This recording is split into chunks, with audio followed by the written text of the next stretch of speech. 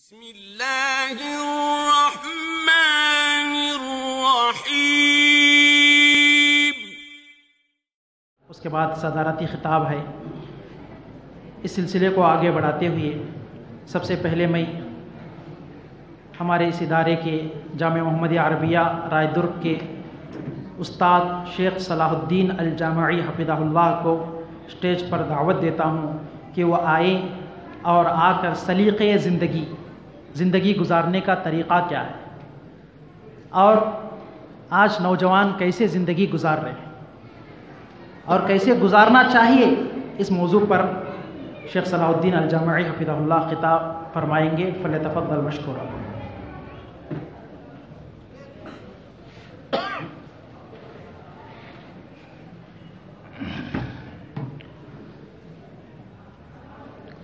السلام علیکم ورحمۃ اللہ وبرکاتہ۔ ان الحمد للہ نحمده ونستعینه ونستغفره ونعوذ باللہ من شرور انفسنا ومن سیئات اعمالنا، من يهده اللہ فلا مضل له ومن يضلله فلا هادی له، واشهد ان لا الہ الا اللہ وحدہ لا شریک له، واشهد ان محمدا عبده ورسوله۔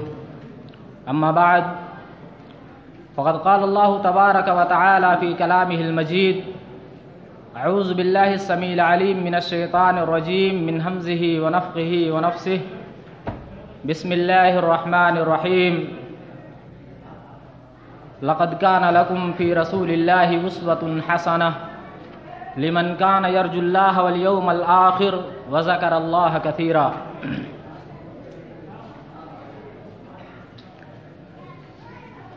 اسٹیج پر جلوہ افروز صدر جلسہ اور سیکریٹری جامعہ اور معزز علماء کرام،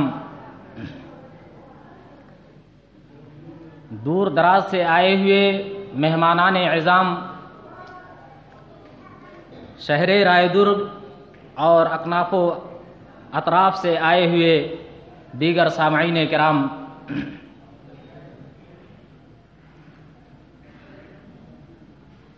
سب سے پہلے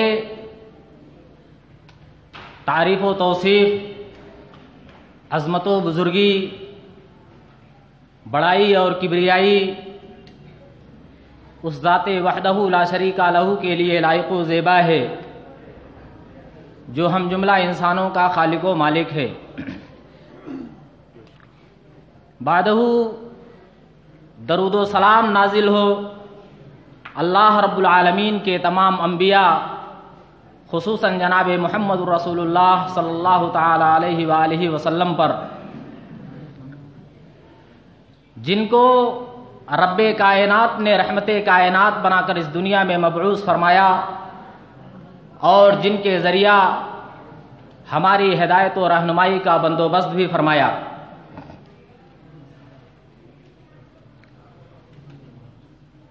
یقیناً اللہ رب العالمین کا بے انتہا شکر و احسان ہے کہ اس نے ہمیں ایک مسلم گھرانے میں پیدا کیا، ہمیں مسلمان بنایا اور اپنا آخری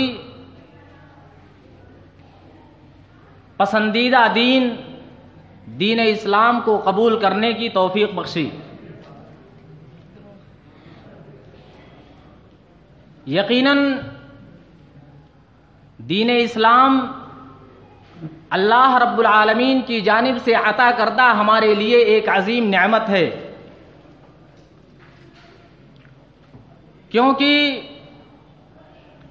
دین اسلام کو چھوڑ کر جتنے بھی ادیان و مذاہب اس دنیا کے اندر پائے جاتے ہیں، چاہے وہ سماوی ہوں یا لوگوں کے خود ساختہ ہوں یا لوگوں نے اپنی جانب سے کچھ اصول اور ضابطے بنا کر کے اس کو دین کا نام دے دیا ہو، وہ سارے ادیان، وہ سارے طریقے، وہ سارے ضابطے اور سارے اصول دین اسلام کے آ جانے کے بعد اب بیکار اور باطل ہو چکے ہیں. اب صرف وہی دین چلے گا جو جناب محمد رسول اللہ صلی اللہ علیہ وسلم اس دنیا میں لے کر کے آئے ہیں.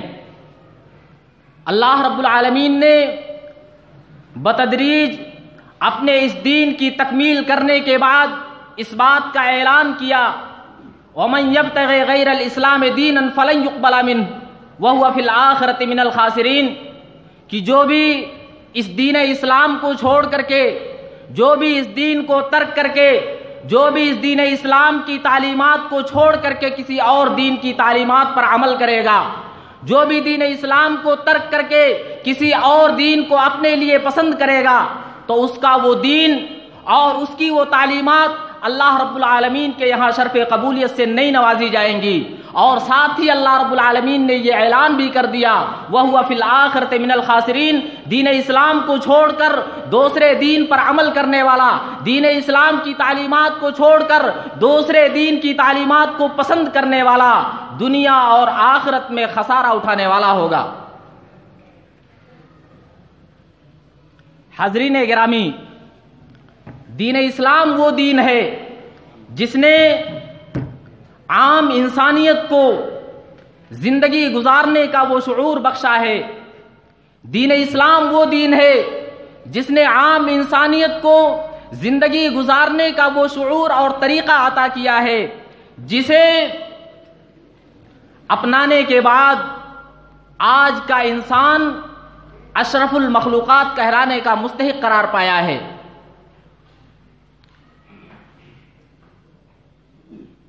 دین اسلام وہ دین ہے جس کی تعلیمات ایک دم روشن اور واضح ہیں.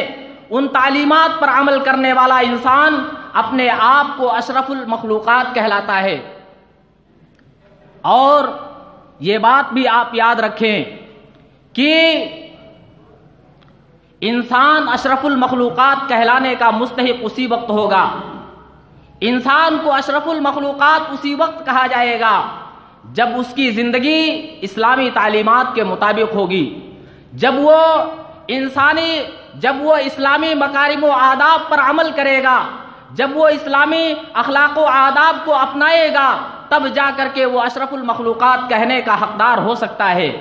اس لیے کہ جناب محمد رسول اللہ صلی اللہ تعالی علیہ وسلم جن کو اللہ رب العالمین نے ہمارے لیے آئیڈیل قرار دیا، جو ہمارے لیے ایک نمونہ ہے، اللہ رب العالمین نے اپنے اس آخری رسول کو اس دنیا کے اندر معلم بنا کر کے بھیجا، ہادی بنا کر کے بھیجا، رہبر بنا کر کے بھیجا، رہنما بنا کر کے بھیجا، اور ایک روحانی پیشوا بنا کر کے اللہ رب العالمین نے اپنے آخری نبی کو دنیا میں مبعوث فرمایا.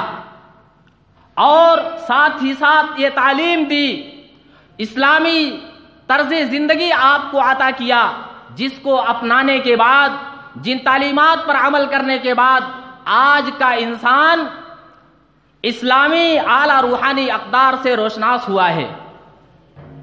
اور خود جناب محمد رسول اللہ صلی اللہ تعالی وسلم نے ہمیں ایسی تعلیمات عطا کی ہیں، ہمیں ایسی تعلیمات عطا کی ہیں، ہم کو ایسی تعلیمات سے نوازا ہے جس کو دین کے اندر مکارم و آداب کا نام دیا جاتا ہے، جس کو دین کے اندر حکمت و آداب کے نام سے جانا جاتا ہے.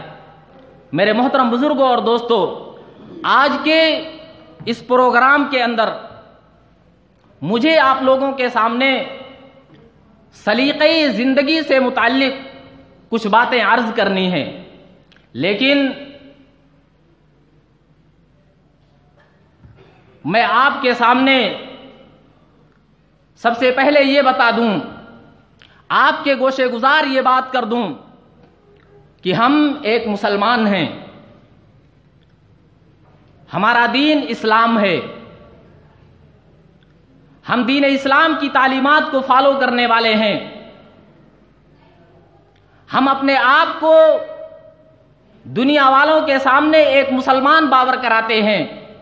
تو یہ بات آپ یاد رکھیں کہ ایک مسلمان ہونے کے ناطے، ایک مسلمان ہونے کی حیثیت سے ہماری زندگی آزاد نہیں ہے. ہم आज़ादाना ज़िंदगी नहीं गुजार सकते हैं कि जो हमारी मर्जी में आता है हम करें, हमारी ख्वाहिशात हमें जिस तरफ लेकर के जाती हैं हम उस तरफ चले जाएं। ऐसा हरगिज़ नहीं है, बल्कि हम इस बात के पाबंद हैं, हमें इस बात का पाबंद बनाया गया है कि हम अपनी जिंदगियों में इस्लामी तालीमात को बरूए कार लाएं। हमारी जिंदगी आज़ाद नहीं छोड़ी गई है कि हम मनचाही जिंदगी गुजारना शुरू कर दें और इस्लामी तालीमात को अपने पशेपुश डाल दें, बल्कि हमको रब चाही जिंदगी गुजारनी है, मनचाही जिंदगी से हमको परहेज करना है। इसलिए कि अल्लाह रब्बुल आलमीन हमें यही दर्स देता है, वमा आताकुमुर रसूल फखुजूहु वमा नहाकुम अन्हु फंतहू।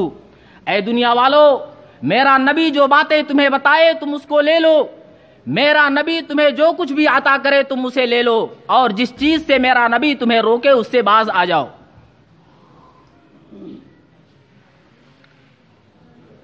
हम उसी नबी की उम्मत हैं, उसी नबी को मानने वाले हैं, हम अपने आप को मुसलमान कहते हैं और हमारा दीन दीन इस्लाम है। तो जरा थोड़ी देर के लिए आप इस बात को समझने की कोशिश कीजिए कि इस्लाम किसे कहते हैं, इस्लाम का मतलब क्या है, इस्लाम का माना और मफहूम क्या है।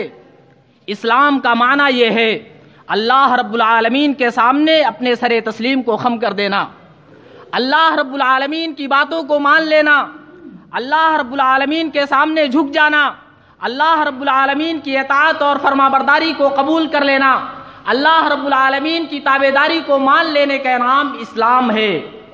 मेरे मोहतरम बुजुर्गों और दोस्तों, जरा बताओ, जब इस्लाम इस बात का नाम है कि ये इस्लाम लाने वाला और अपने आप को मुसलमान कहने वाला अल्लाह रब्बुल आलमीन के ताबे फरमान होता है, और दुनिया की जितनी भी चीजें हैं सारी चीजें अल्लाह रब्बुल आलमीन के ताबे फरमान हैं।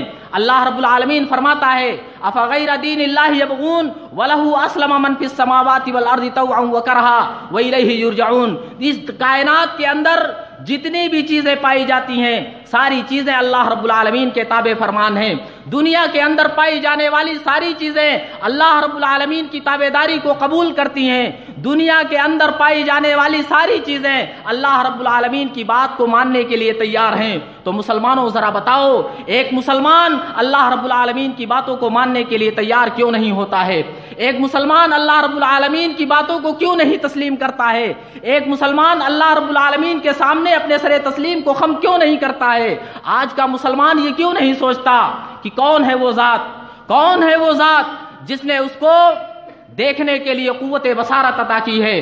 कौन है वो जात जिसने सुनने के लिए कुव्वत समाअत अता की है? कौन है वो जात जिसने जायका चखने के लिए जुबान अता की है? कौन है वो जात जिसने खाने के लिए मुंह दिया है? कौन है वो जात जिसने पकड़ने के लिए दो हाथ दिए हैं? आखिर कौन है वो जात जिसने चलने के लिए दो पैर अता किए हैं? वो कौन सी जात है जिसने सोचने और समझने के लिए दियो दिमाग अता किया है? आखिर कौन है वो जात जिसने बगैर किसी एवज के, बगैर किसी बदले के दुनिया की सारी नेमतें इंसानों के कदमों में डाल दी हैं? कौन है वो जात जिसने शम्स और कमर को हमारे लिए बनाया, जिसने दरिया और पहाड़ हमारे लिए बनाए? कौन है वो जात जिसने शजर और हजर को हमारे लिए बनाया है? कौन है वो जात जिसने नहरें और बागात हमारे लिए पैदा की हैं? जाहिर सी बात है हर एक का एक ही जवाब होगा, हर एक यही कहेगा कि वो जात इलाहुल आलमीन की जात है, वो जात रब्बे कायनात की जात है जिसने बगैर किसी एवज के, बगैर किसी बदले के दुनिया की सारी नेमतें दे दी हैं। तो मेरे मुसलमान भाइयों जरा ये बताओ, जिस जात ने बगैर एवज के और बगैर किसी बदले के दुनिया की सारी नेमतें दी हैं, क्या उस जात का यह हक नहीं है कि उसकी ताबेदारी की जाए? क्या उस जात का यह हक नहीं है कि उसकी बात को माना जाए? क्या उस जात का यह हक नहीं है कि उसके सामने सरे तस्लीम को खम किया जाए? क्या उस जात का यह हक नहीं है कि उसकी ताबेदारी को कबूल किया जाए? यकीनन उस जात का यह हक बनता है कि उसकी ताबेदारी को हम कबूल करें। यकीनन उस जात का यह हक बनता है कि हम उसकी बात को माने और उसके सामने अपने सरे तस्लीम को खम करें। याद रखना, याद रखना, सिर्फ मुसलमान कह देने से कोई मुसलमान नहीं हो जाता, صرف مسلمان کہہ دینے سے کوئی مسلمان نہیں ہوتا، مسلم گھرانے میں پیدا ہو جانے سے، مسلمان نام رکھ لینے سے وہ دنیا کے اندر مسلمان تو کہلا سکتا ہے، لیکن اللہ رب العالمین کے یہاں وہ مسلمان نہیں ہوگا۔ کیوں؟ اس لیے کہ عربی زبان کے اندر مسلم اس اونٹ کو کہا جاتا ہے، مسلم اس اونٹ کے لیے استعمال ہوتا ہے جس کے ناک میں نکیل لگی ہوئی ہو اور اس کی لگام اس اونٹ کے مالک کے ہاتھ میں ہو۔ سیم یہی مسئلہ ہم انسانوں کے ساتھ ہے، ہمارے بھی ناکوں میں نکیل لگی ہوئی ہے، ہمارے ناکوں میں بھی قرآن اور حدیث کی نکیل لگی ہوئی ہے، اور اس کی باگڈور اللہ رب العالمین کے ہاتھ میں ہے۔ اللہ جدھر لے جانا چاہے ہم کو ادھر جانا ہے، اللہ اور اس کے رسول جسے ہمیں جانے کا حکم دے ہمیں اسی طرف جانا ہے۔ ہمیں اپنے منمانی کی زندگی نہیں گزارنا، ہمیں اپنے مرضی کی زندگی بسر نہیں کرنا ہے۔ یاد رکھنا، جو شخص اس دنیا کے اندر اپنی منمانی زندگی گزارتا ہے، رب چاہی زندگی کو چھوڑ کر کے من چاہی زندگی بسر کرتا ہے، اپنی خواہشات کی پیروی کرتا ہے، معاشرے کے رسم و رواج کو اپنا دین اور اسلام سمجھتا ہے، غیروں کی تہذیب اور تمدن کی نقالی کرتا ہے، یاد رکھنا وہ مسلمان کبھی نہیں ہو سکتا، وہ مسلمان کبھی نہیں ہو سکتا، بلکہ مسلمان وہ ہے جو اللہ رب العالمین کی تابعداری کرے، جو اللہ رب العالمین کی باتوں کو تسلیم کرے۔ اس لیے میرے بھائیوں اور دوستو، اگر آپ کو حقیقی مسلمان بننا ہے، تو آپ کو اللہ اور اس کے رسول کی اطاعت کرنی پڑے گی۔ اگر آپ کو حقیقی مسلمان بننا ہے تو آپ کو اسی طریقے پر زندگی گزارنا ہوگا جو طریقہ جناب محمد رسول اللہ صلی اللہ علیہ وسلم نے ہمیں عطا کیا ہے۔ لیکن افسوس ہے ہمارے اوپر کہ آج ہم اللہ کی جزوی اطاعت کرتے ہیں، آج ہم جزوی اطاعت کرتے ہیں۔ جزوی اطاعت کا مطلب یہ ہے کہ جہاں ہمارے مطلب کی بات ہوتی ہے ہم اسے تسلیم کر لیتے ہیں، اور جہاں ہمارے مطلب کے خلاف بات ہوتی ہے ہم اسے چھوڑ دیتے ہیں۔ آج کا مسلمان بالکل تؤمنون ببعض الکتاب وتکفرون ببعض کا مصداق ہو چکا ہے۔ جہاں اپنی مرضی کی بات آئی وہاں مان لیا، جہاں اپنی مرضی کے خلاف ہوا وہاں چھوڑ دیا۔ آخر یہ کون سا دین ہے، یہ کون سا اسلام ہے جس میں آپ اپنی مرضی چلا رہے ہو، جس میں آپ اپنی خواہشات کی پیروی کر رہے ہو؟ یاد رکھنا، جو اپنی مرضی کی زندگی گزارتا ہے اللہ رب العالمین نے اس کو مسلمان چھوڑو انسان بھی تصور نہیں کیا ہے، بلکہ اللہ نے یہ اعلان کر دیا اولئک کالانعام بل هم اضل۔ اپنی منمانی زندگی گزارنے والے، اپنی مرضی کے مطابق زندگی بسر کرنے والے، دوسروں کی نقالی کرنے والے، یہ کون لوگ ہیں؟ یہ مسلمان چھوڑو، یہ انسان بھی نہیں ہے بلکہ یہ جانوروں سے بھی گئے گزرے ہیں۔ میرے محترم بزرگوں اور دوستوں، آئیے میں آپ کو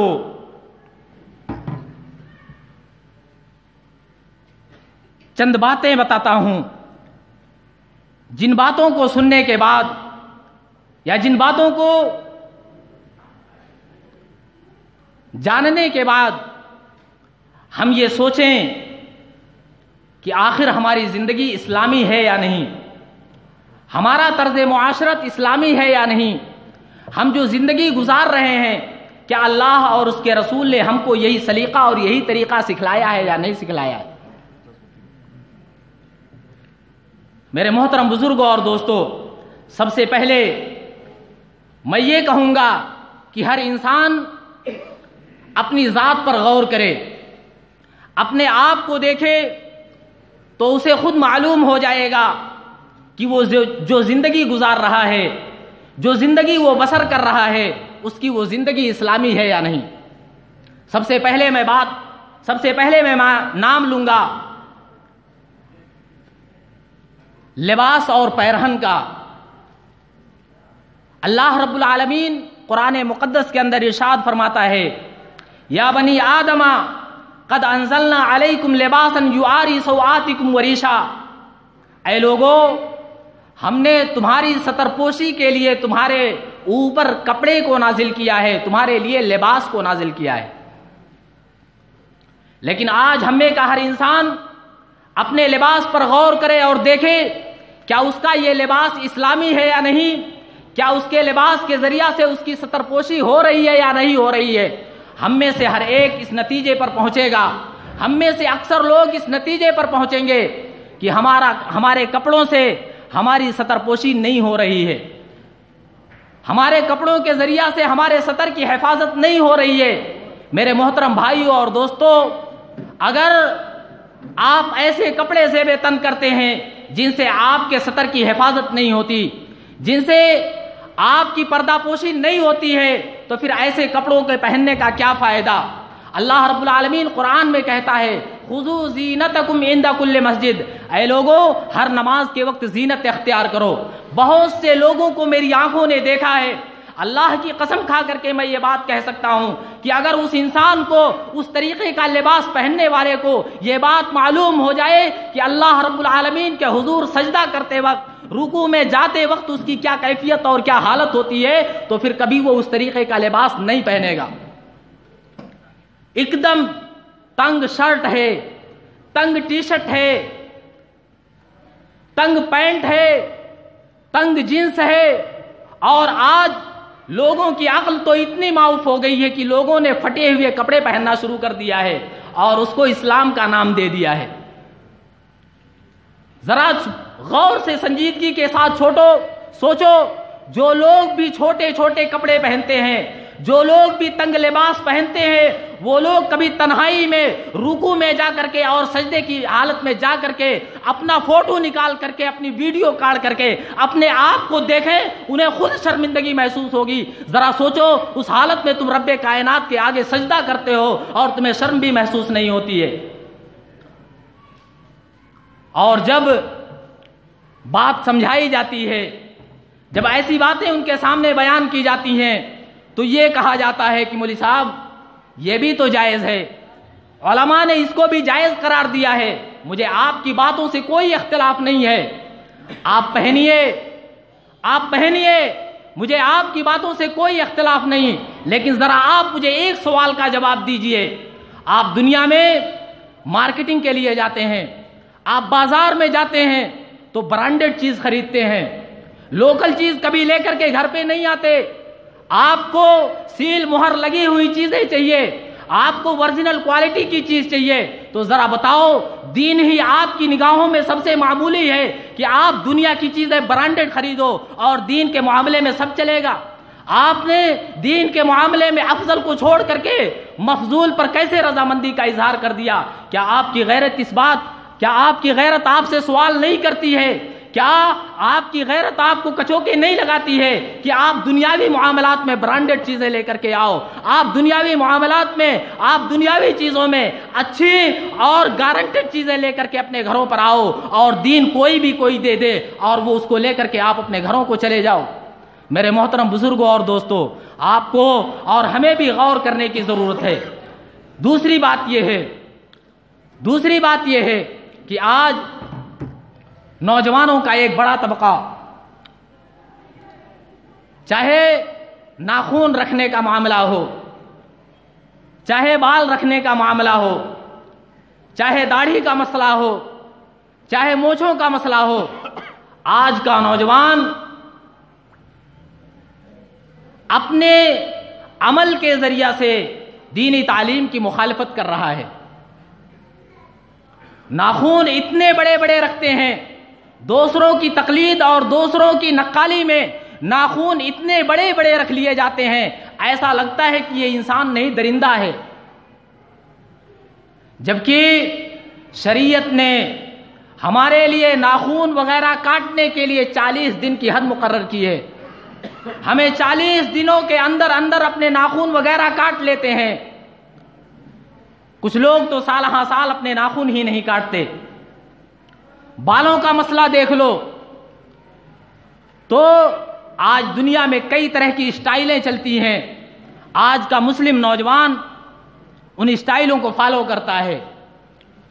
مونچھوں کا مسئلہ دیکھ لو تو رعب دکھانے کے لیے بڑی بڑی مونچھیں رکھی جاتی ہیں، سرپنچ کٹ، چودھری کٹ، گنڈا کٹ اور پتہ نہیں کون کون سے کٹ کی مونچھیں رکھی جاتی ہیں۔ داڑھی کا مسئلہ آتا ہے تو داڑھی کی ڈیزائننگ بنائی جاتی ہے، داڑھی کی ڈیزائن کی جاتی ہے۔ میرے مسلمان بھائیوں اور دوستوں، یہ اسلامی طرز معاشرت نہیں ہے۔ یہ اسلامی طرز زندگی نہیں ہے۔ اسلام نے ہمیں یہ حکم دیا ہے کہ ہم اپنی داڑھیوں کو چھوڑ دیں اور اپنی مونچھوں کو کاٹیں۔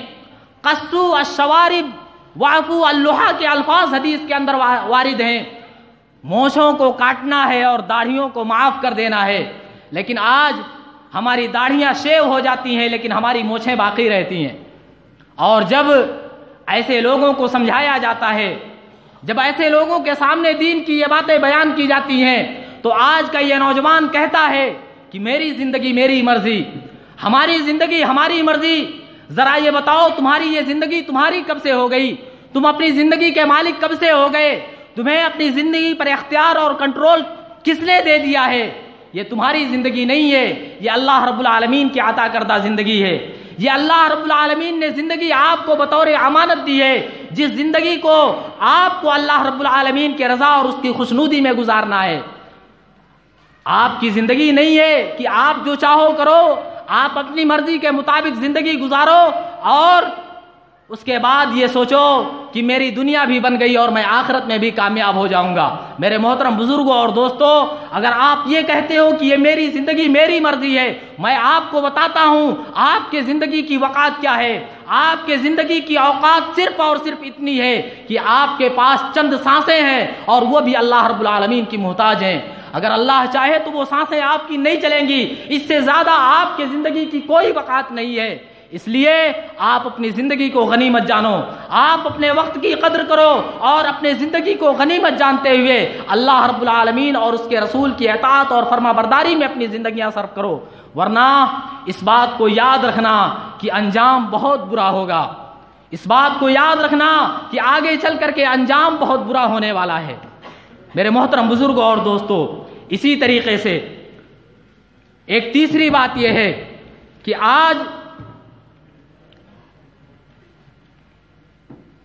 آج کا مسلم نوجوان، اسلام نے سلام کرنے کی جو تعلیم دی ہے، السلام علیکم ورحمۃ اللہ وبرکاتہ کہنے کا جو طریقہ ہم کو سکھایا ہے، آج کا مسلمان اسلامی تعلیمات کو چھوڑ کر کے سلام کی جگہ پر کبھی نمسکار بولتا ہے، کبھی نمستے بولتا ہے، کبھی آداب سر کے الفاظ استعمال کرتا ہے۔ یہ کیوں ہے؟ ایسا اس لیے ہے کہ ہم نے غیروں کو اسی طرح کرتے دیکھا، غیروں کو ہم نے اسی طرح کرتے ہوئے دیکھا، اسی لیے ہم اس کی نقالی کرنے لگے۔ ہم نے غیروں کی رسم و رواج کو اپنا دین اور اپنا مذہب تصور کر لیا، اس لیے ہم ان کی نقالی کے پیچھے پڑ گئے اور اپنے دین اسلام کی تعلیمات کو پس پش ڈال دیا۔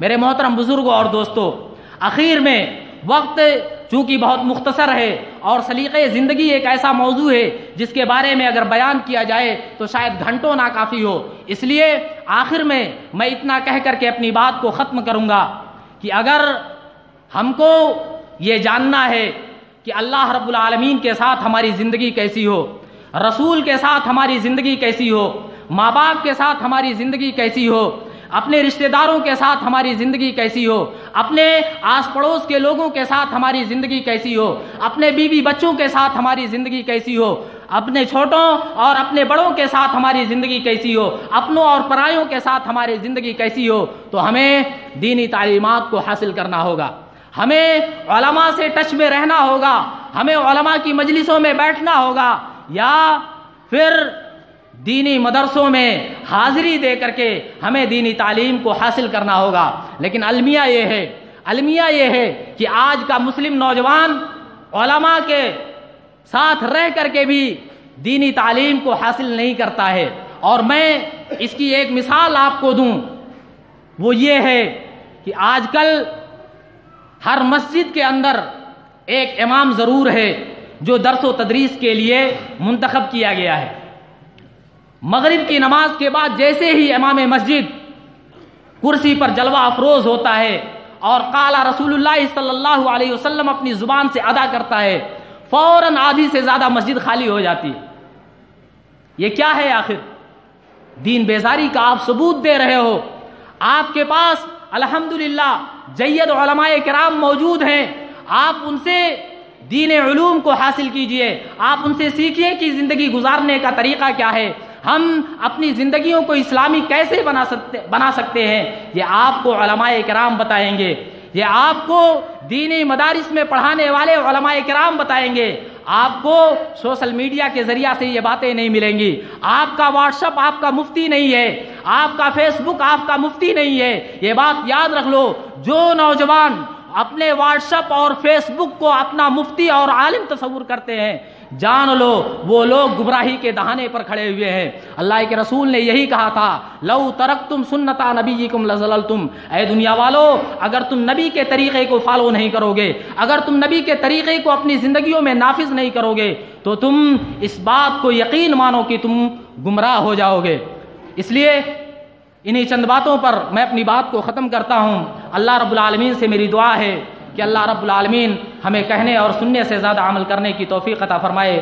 آمین. وآخر دعوانا ان الحمدللہ رب العالمین. السلام علیکم ورحمۃ اللہ.